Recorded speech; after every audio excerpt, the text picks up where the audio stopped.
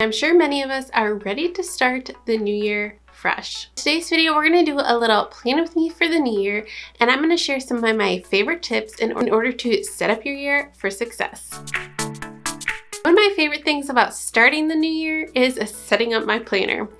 I know, nerd alert, but there's just something about getting out a fresh planner and looking forward to the future. Now today I want to walk you through the steps that I actually take in order to set up my planner for success. But if we're just meeting, hey, my name is Lindsay with Organized to Save, and I'm here to help you be more productive and organized on a budget. Now, if you are not familiar, I actually have an Etsy shop filled with digital planners. And today you're getting a little sneak peek of my newest digital planner that just launched in my shop. So for the sake of the video, I'm gonna go ahead and use that planner. But I would encourage you to do these steps along with me no matter what kind of planner you use. But if you are interested about learning more about digital planning or snagging your own, I will have some links down below to some videos and the different products that I'm talking about. Now, before we can dive into our planners, the first thing that you have to do is actually do a time audit of your previous year. Now, I know last year did not go according to plan for any of us, but it's still important for us to reflect on where we're coming from so that way we can make adjustments and change things for our future. I want to encourage you to pull out your planner from last year, even if it's only half full, and go ahead and start reflecting on the following questions. We're going to be looking at the different wins we had for the year. Did you meet your financial goals? Did you get out of your comfort zone and maybe try something new? Did you create some routines that you want to continue? Also want you to look at the things that you didn't do so well and see where there's room for improvement. Did you use your time more efficiently? Were you involved in meetings that maybe you don't need to be involved in? Why not set up some financial goals? Maybe you're working on paying off debt, or maybe it's simply just trying to find more family time or doing that weekly date night. About the things that you wish you would have done better last year, and now we can start planning on how to do those this year. This exercise might take a little bit of time, so I'd encourage you to block out some time on your schedule to be able to actually dive in and reflect on these things. Now that we've actually reflected on where we're coming from and you've figured out the things that you want to do better in this year, it's time to pull out our planners, people. Let's go ahead and get them ready for the coming year. Now, I'm a huge advocate of trying to plan your year in advance, but I realize that things in the world look a little bit different these days, and it's often very hard to be able to plan things ahead. However, there are still things that you can put into your planner now that's going to help you in the future, and I want to go ahead and talk about those things. I actually have a whole printable for you that's available on my website. If you are an email subscriber, you can get this for free.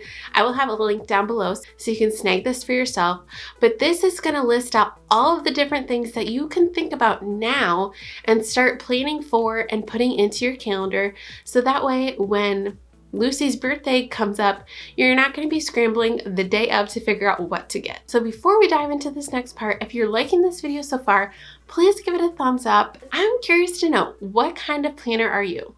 Are you a digital planner, paper planner, or another format? Let me know down in the comments below. Now, this planner that I'm using is my newest portrait planner. I absolutely love this layout. And the thing that I love about my planners in particular is they're budget friendly, meaning you can buy it once and use it over and over because they're undated. So that's actually my first step. If your planner comes undated, go ahead and fill out the entire year. Put in all of the dates so that way as we're going through these next steps, it's all set and ready to go. So the first thing first is we know every single year we have yearly events that happen. You've got holidays, birthdays, anniversaries, different traditions that you do from year to year. So go ahead and just jot those down if they're not already filled into your planner already, and maybe even take it a step further and put a couple weeks beforehand a little reminder so you don't forget to send off that card or that birthday present. Kiddos in school, you're going to want to pull out their school calendar as well and fill it in with all of the no school days, breaks, different activities that your kiddos have, anything at school or kid activity related. Go ahead and put that in now as well. This is really going to help you plan in advance. Say next year you know that you want to go somewhere over your kids' spring break. Well, you already got that written down in your calendar, and you can actually use this to your advantage and start planning for it with your budget now as well. I have a ton of budgeting videos, which I'll have those linked down below as well. But now's a great time as you're writing these things down to be thinking about what kind of expenses you're going to be having this coming year and start planning for those now. Next up is travel or your time off. Look at your work calendar. Do you know that you're going to have some work trips coming up, or you need to figure out when you're going to take that family vacation? Take advantage and write these down now, plan them out as best as you can. Obviously, we know things are changing from day to day, but if you can start planning ahead, it's really going to help you in multiple facets. Like I mentioned, the budget, but you're also going to be less stressed out because you already pretty much know what's going to be coming up in your schedule. Now, this one is going to require you getting on the phone, but you can actually start scheduling and planning for some of these regular appointments that you have. Your kids' checkups or well visits, you can go ahead and start planning those out now. And look at those doctors, dentist, or eye appointments that oftentimes we put off to the last minute. And go ahead and start scheduling them out now. Or if not scheduling them out now, at least mark on your calendar when you need to make those phone calls, so that way you do not forget. Next one I know is a little tricky right now, but social activities, you can start thinking about those now. Like I mentioned, maybe one of your new goals that you want to instill is to have a date night. Now, this could very easily be done from home. My husband and I love to have a date night every Thursday night after my daughter goes to bed. We just do something fun at home together. We don't even have to leave the house. Mark out those different things that you know are going to be coming up, whether they're social activities with friends, church things, volunteer things, anything that you have the dates for, go ahead and put it on your calendar now. Or if it's something that you know happens every single year, mark a reminder on your calendar in that month, so that way you know during that month you're going to be volunteering. And then next, I'd love to encourage you to actually think about putting goals into your calendar. Put down different reminders or different check-in points throughout the year, so that way you don't forget about those things that you said on January 1st you were going to start doing throughout the year. There be different financial goals or fitness goals or other personal or work goals. For my husband and I personally, we actually do a bi-weekly budget meeting. So that is one thing that I'm gonna make sure is on my calendar so we do not forget to do our budget together. Now, as you're actually working throughout the year and going from week to week, I want to encourage you to think about doing time blocking and batch tasking. In this digital planner, I have a weekly layout, and then I actually have 2 separate daily layouts. This way, if you work better in a block schedule system, doing the morning, afternoon, evening, you can do that way.